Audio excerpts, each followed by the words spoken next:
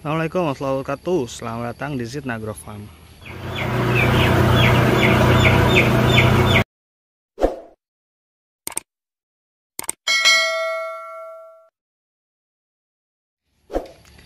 Ya, kembali lagi bersama saya Faris dari Zidna Agrofarm. Selamat datang kepada rekan-rekan peternak ya, peternak ayam broiler, close house ataupun semi close house di channel Zidna Agrofarm. Pada kali ini saya mau sedikit sharing terkait pembuatan sumur bor untuk kandang ayam broiler close house ataupun semi close house ya. Nah, namun sebelum lanjut nonton videonya, jangan lupa tekan tombol like dan juga share supaya lebih banyak ternak lain yang mendapatkan manfaatnya, dan juga dukung channel Zidna Agrofarm ini dengan cara subscribe dan pencet tombol notifikasinya. Oke, dilanjut ya. Nah, jadi seperti yang teman-teman ketahui ya, air sangat penting buat ayam karena kebutuhannya sangat besar sekali gitu.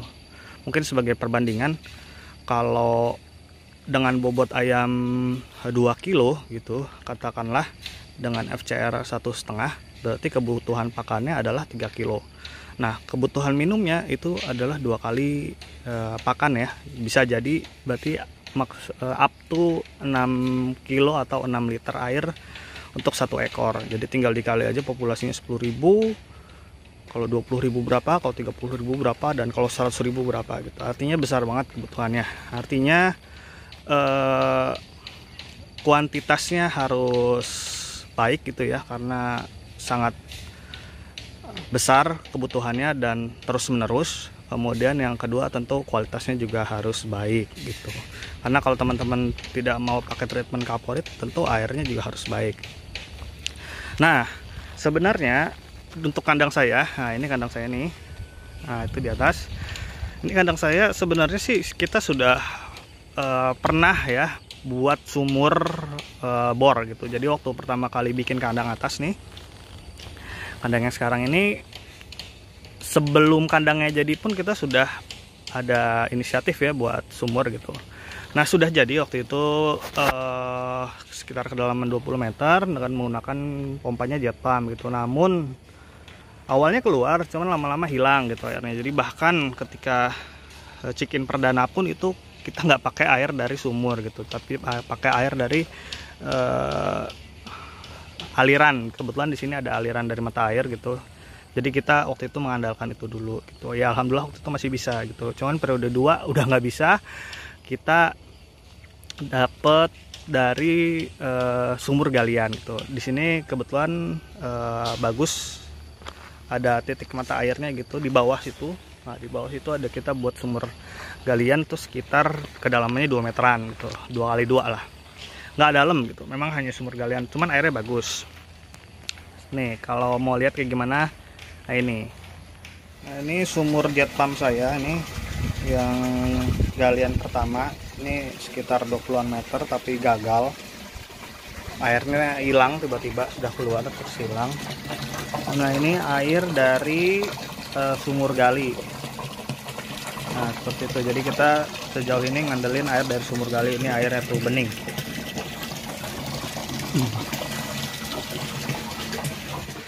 Karena saya ada kebutuhan lagi gitu untuk terkait sumber air, nah makanya saya memutuskan untuk membuat sumur bor lagi gitu. Nah, cuman yang kedua ini saya tidak menggunakan pompa jet pump ya gitu, karena setelah saya pelajari untuk sumur-sumur dalam itu jet pump tidak terlalu optimal. Nah, saya menggunakan pompanya adalah pompa submersible, atau kalau di pasaran mungkin orang-orang kenalnya pompa sibel atau pompa fleksibel atau pompa satelit. Nah, seperti itu. Cuman secara resmi itu namanya adalah pompa submersible. Jadi untuk sumur-sumur secara umum mungkin orang-orang kenalnya jet pump ya. Nah, itu jet pump. Saya juga yang di atas pakai jet pump, bahkan pompa jet pump lebih mahal ya. Itu untuk yang waktu itu pot sumur pertama itu saya tuh beli pompa merek DAP yang 500 watt itu harganya 3,8 juta. Nah itu sampai sekarang nggak kepake karena memang sumbernya nggak bisa digunakan ya. Nah ini saya sekarang menggunakan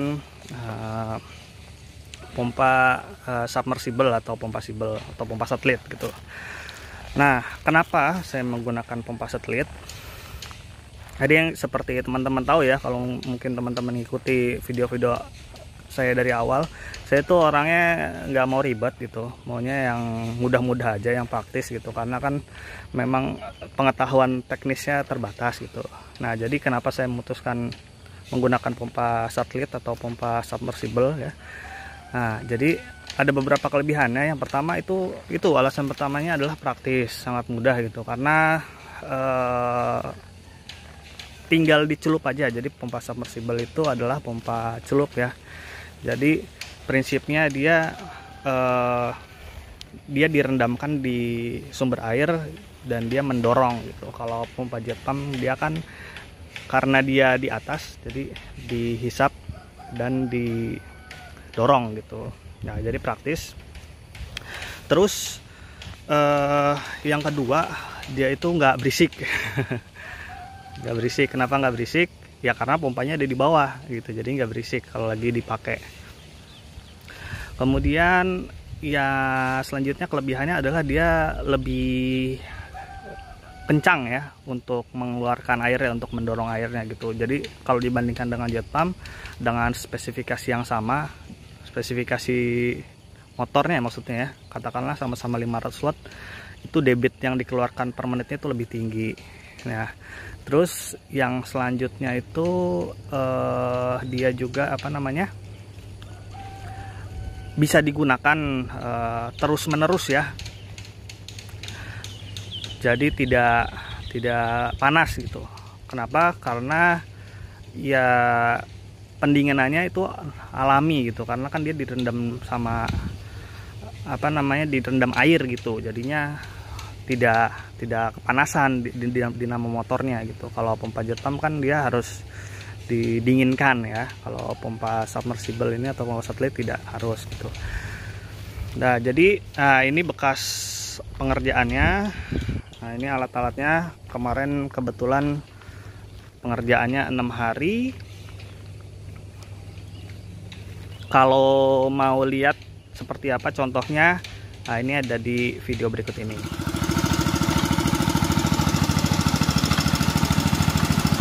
Dan nambah berapa Pak? Nambah berapa? Nambah 2. Ini ya batunya. Lumayan nih buat ngulek.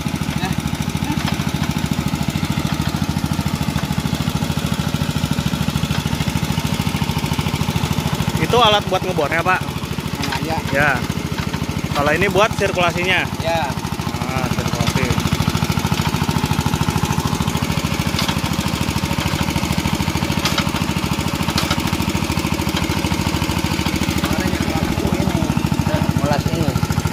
Bikinnya Pak ya? Ini mata itunya Pak? Ya. Pasang Mak? Ini bornya ya, gearboxnya. Ya, terus sehari persiapan beli bahan ya? Beli bahan. Beli pompa, pipa, sama nyiapin mata. Pompa belum. Oh pompa belum? Belum. Baru ini aja ya? Ya. Ini sama paralon. Paralon. Siap. Ini aja 3 sama yang ono. Cukup itu Pak? 3. Cukup 3? Ya. Perkiraan berapa lama nih Pak? Ya paling kalau dibikin paling 5 hari. 5 harian lah ya? Ya. Belum tahu, tergantung Ya. medan. Ya. Nah tadi contoh ketika kerja ya. Jadi memang untuk di Kabupaten Bogor ini, di daerah Cariu atau Jonggol tuh biasanya memang sangat-sangat menantang ya medannya gitu. Karena di sini bebatuan, karena kegagalan yang sumur saya yang pertama pun juga itu kebetulan tukangnya kayaknya sih kurang handal gitu ya, kurang handal. Diminta balik lagi aja udah nggak mau, dia udah kapok. Nah kalau tukang yang sekarang ini sama Kang Ucup kita ya alhamdulillah jodoh lah. Dia pekerjaannya sangat baik, profesional juga, dan hasilnya juga bisa dipertanggungjawabkan.